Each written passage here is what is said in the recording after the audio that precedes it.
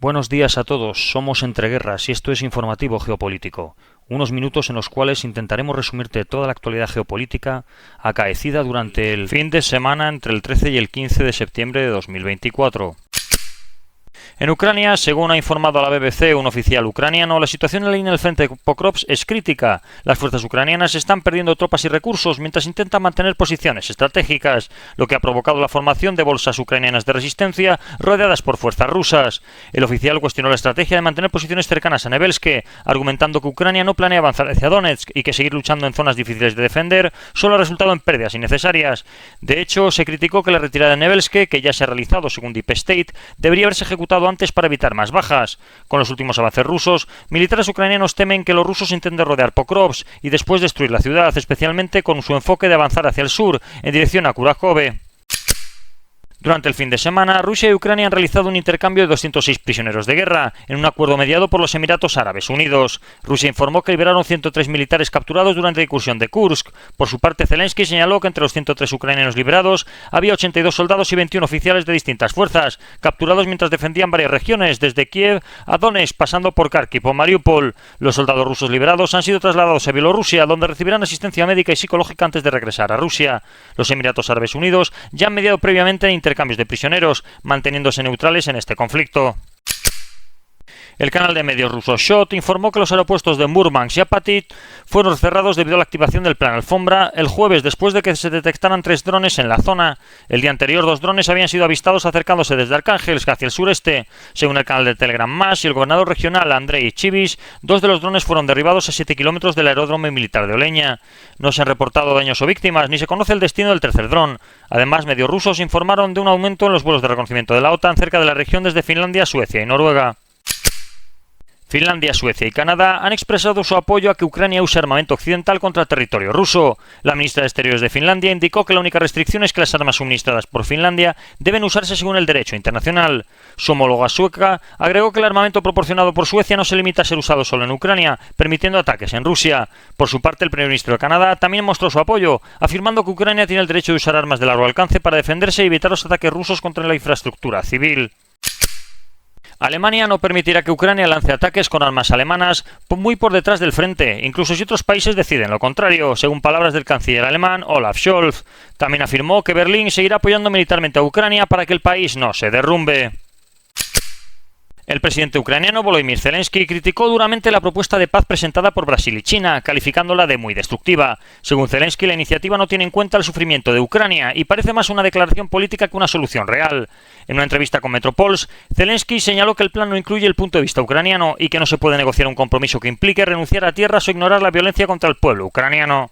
El plan de 6 puntos de Brasil y China, lanzado en mayo, aboga por evitar la escalada de hostilidades, realizar una conferencia de paz, aumentar la asistencia humanitaria, prevenir la proliferación nuclear y los ataques a instalaciones nucleares, así como promover la cooperación internacional para proteger las cadenas globales de suministro. Sin embargo, Zelensky cuestionó la neutralidad de esta propuesta, aludiendo a que parece beneficiar a Rusia.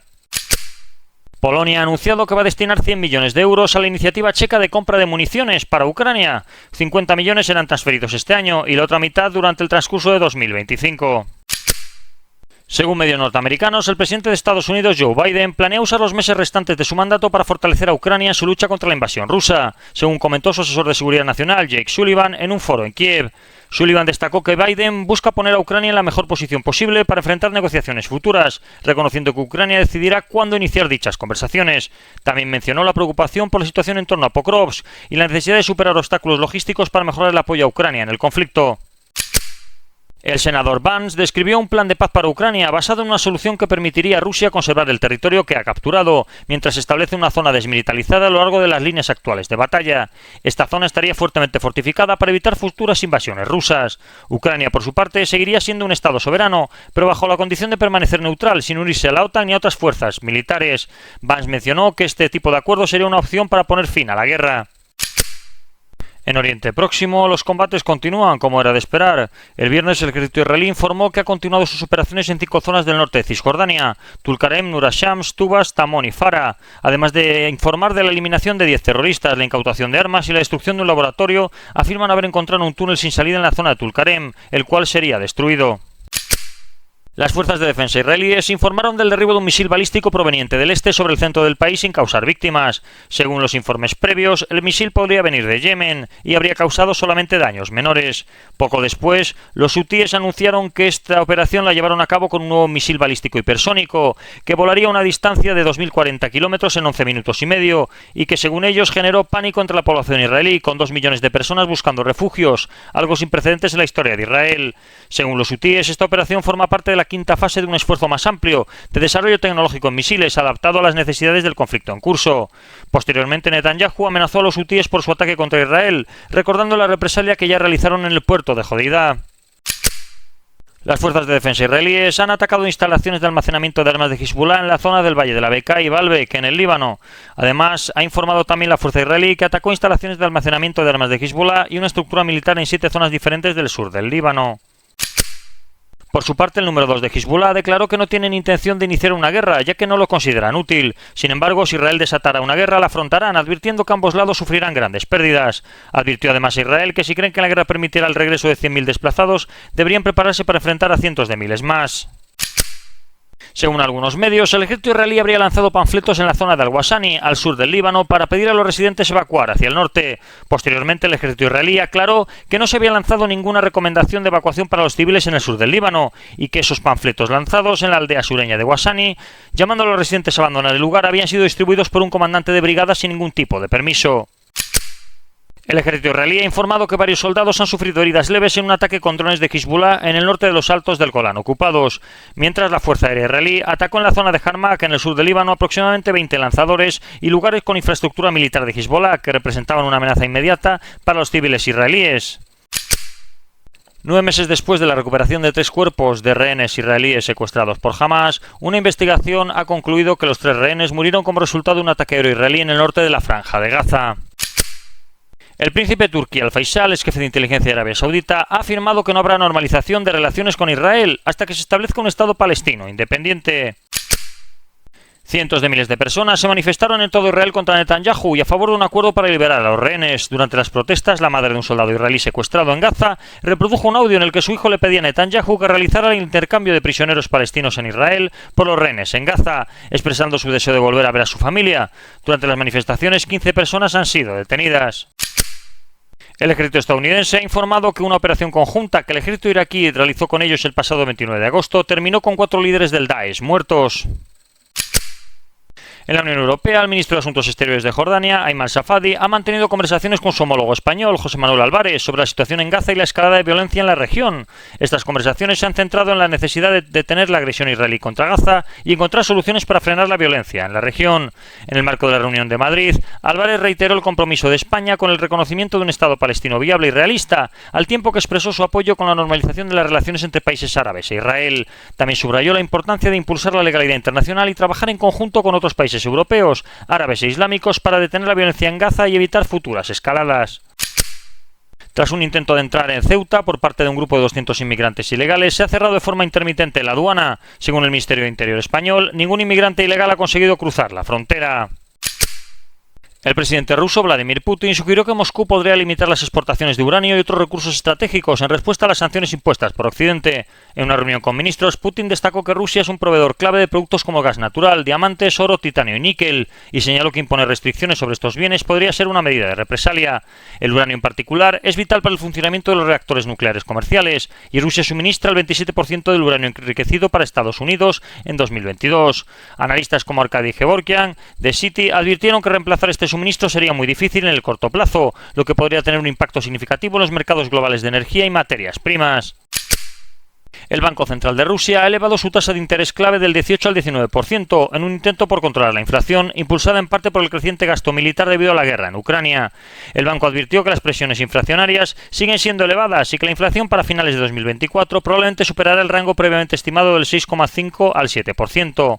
Señaló también que el crecimiento de la demanda interna está superando la capacidad de producción de bienes y también de servicios. Con este ajuste monetario, el banco busca alcanzar su objetivo de inflación del 4% para 2025. En el marco del programa Ocean 2024, un grupo de acción de superficie de la flota del norte rusa se enfrentó a un enemigo simulado en las aguas del mar de Barents. El grupo estaba formado por las fragatas Almirante de Flota Kasatonov y Almirante Golovko. Los ataques se llevaron a cabo con el sistema de artillería AK-129M sobre un objetivo naval que simulaba un buque enemigo y se encontraba a una distancia de más de 10 kilómetros. Rusia ha comenzado a producir un nuevo dron de ataque de largo alcance llamado Garpilla A1, utilizando motores y piezas chinas, según fuentes de inteligencia europeas. El fabricante estatal ruso, IMZ Kupol, parte de Almaz-Antey, ha producido más de 2.500 unidades entre julio de 2023 y julio de 2024. Este desarrollo podría señalar un cambio hacia una mayor autosuficiencia rusa en la producción de drones, alejándose de los diseños iraníes como el Shahed 136, con el que el Garpilla A1 comparte un alcance estimado de 1.500 kilómetros. China ha sido clave en el suministro de componentes esenciales para este tipo de producción. El Servicio Federal de Seguridad de Rusia, FSB por sus siglas en ruso, ha retirado la acreditación de 6 diplomáticos británicos en Moscú, acusándolos de espionaje y sabotaje. El FSB afirma que los diplomáticos estaban vinculados a una estructura dentro del Ministerio de Asuntos Exteriores del Reino Unido, específicamente la Dirección de Europa del Este y Asia Central, cuyo objetivo sería asegurar una derrota estratégica de Rusia en su guerra contra Ucrania. Según la agencia rusa, esta estructura se encarga de coordinar actividades que buscan desestabilizar la situación política y militar de Rusia, promoviendo iniciativas económicas en apoyo a Ucrania y financiando organizaciones antirrusas. Entre las figuras destacadas de este sistema estarían Philip Barton, Tim Barrow, Christopher Joyce, James Beer y Mark Diamond, quienes supervisan operaciones contra Rusia y sus aliados regionales. El FSB justificó la expulsión de los diplomáticos por considerar sus actividades una amenaza para la seguridad nacional rusa. 3 analistas consideran que si Occidente permite a Ucrania usar misiles de largo alcance para atacar a Rusia, las represalias de Putin podrían concluir en medidas como atacar a activos militares británicos cerca de Rusia, cerrar embajadas en Londres y Moscú, o incluso llevar a cabo una prueba nuclear para demostrar la seriedad. También se prevé un aumento de los ataques a la infraestructura civil ucraniana y la posibilidad de sabotajes en Europa o de interferencias en las elecciones estadounidenses. El experto Gerard Mangot señaló que Rusia ya ha hecho los preparativos necesarios para una posible prueba nuclear. Además, mencionó que la repetida advertencia de Putin en medios rusos genera la expectativa de que deberá cumplirla. El secretario del Consejo de Seguridad de Rusia visitó Corea del Norte el viernes, donde fue recibido por Kim Jong-un. Allí, Kim Jong-un dijo que las relaciones con Moscú se están desarrollando dinámicamente en muchas áreas, incluyendo la política, la economía y la cultura. Estados Unidos, Reino Unido y Canadá han lanzado una campaña diplomática conjunta para contrarrestar la influencia de RT, Russia Today, un canal de medios rusos que, según el secretario de Estado estadounidense, Anthony Blinken, ha estado involucrado en operaciones encubiertas y en la interferencia en los asuntos de otros países. Blinken afirmó que Washington recibió nueva información de empleados de RT, lo que ha motivado sanciones contra 3 estructuras y 2 personas vinculadas a estas operaciones de desinformación de Moscú. Además, el Departamento del Tesoro de Estados Unidos ha anunciado medidas restrictivas contra RT y su director ejecutivo, Dmitry Kiselev, exigiendo la finalización de transacciones financieras con el grupo de medios antes de noviembre. Donald Trump ha sido puesto a salvo por el servicio secreto el domingo después de que agentes abrieran fuego contra un hombre que fue visto con lo que parecía haber sido un arma de fuego mientras el expresidente estaba en un campo de golf, según varias fuentes policiales. Las fuentes dijeron que el servicio secreto detectó a un individuo sospechoso en el campo de golf internacional de Trump, en West Palm Beach, y abrió fuego cuando los agentes vieron lo que parecía ser el cañón de un arma. Según la CNN, el atacante llevaba un fusil AK-47 y una cámara GoPro. Por su parte, Kamala Harris se ha alegrado de que el expresidente Donald Trump se encuentre en perfecto estado. Estados Unidos, la Unión Europea y otros países aliados están preparando un plan para reforzar la seguridad en las redes de cable submarino, excluyendo a los proveedores chinos de los proyectos de implementación. Según un borrador de la Declaración Conjunta de Nueva York, que se firmaría a finales de septiembre durante la Asamblea General de la ONU, los países firmantes exigirán a los operadores de red medidas estrictas de seguridad en la cadena de suministro y la protección de datos, además de compartir información en caso de incidentes. Este esfuerzo refleja las acciones recientes de Occidente para apartar a las empresas chinas de la infraestructura 5G, motivados por el temor a que el control chino sobre la cadena de suministro de cables submarinos pueda permitir que Pekín interrumpa el funcionamiento o suministro de esta infraestructura tan crítica. En nuestra querida Iberoamérica, el 14 de septiembre el régimen de Maduro ha anunciado oficialmente la supuesta incautación de 400 rifles de asalto que habrían ingresado en Venezuela desde los Estados Unidos. Acusó a la oposición liberal democrática de estar planeando actos violentos con estas armas. El régimen de Maduro también ha confirmado a través de los medios estatales el arresto de 2 ciudadanos españoles por supuestos vínculos con actos terroristas en Venezuela. Según el anuncio del gobierno venezolano, estos ciudadanos estarían conectados con Américo de Gracia, excongresista venezolano del Partido Socialdemócrata detenido en la prisión del Helicoide, y con Carlos Chancelor, exalcalde de Sifontes, y padre del futbolista John Chancelor, también arrestado recientemente. Algunos observadores en España ven este acto como una represalia por el reconocimiento del Parlamento español del candidato opositor Edmundo González como ganador de las elecciones venezolanas, a pesar de la postura más amistosa del primer ministro Pedro Sánchez hacia el régimen de Maduro. En Asia, una investigación ha revelado que el grupo Analyst Research Consulting, con sede en Kazajistán, está reparando equipos de aviación franceses para ayudar a mantener operativos los aviones militares rusos, a pesar de las sanciones occidentales. Según el informe de la organización no gubernamental Inform Napalm, esta asistencia técnica permite que los cazas Su-30SM sigan en vuelo. Los aviones dependen de componentes críticos fabricados por empresas francesas como Thales y Safran, incluyendo sistemas de navegación y pantallas multifunciones esenciales para su operación. Esto pone en evidencia la violación de las sanciones impuestas a Rusia por terceros países. Dos buques de guerra alemanes cruzaron el estrecho de Taiwán el viernes, a pesar de las advertencias de China. El ministro de Defensa de Alemania, Boris Pistorius, justificó la decisión diciendo que las aguas internacionales permiten ese tránsito y que era la ruta más segura debido a las condiciones meteorológicas. Pekín, que considera a Taiwán como parte de su territorio, reaccionó con firmeza. El ministro de Asuntos Exteriores chino condenó la acción, calificándola de provocación y advirtiendo que podría dañar la soberanía y seguridad de China bajo el pretexto de la libertad de navegación. Kim Jong-un ha inspeccionado una instalación de enriquecimiento de uranio en Corea del Norte y ha ordenado aumentar la producción para fortalecer el arsenal nuclear del país. Esto reafirma su intención de continuar con su programa nuclear, según varios expertos. Corea del Sur condenó la acción por violar resoluciones de la ONU. Varios expertos estiman que Corea del Norte tiene 50 ojivas nucleares y material para fabricar hasta 90 más.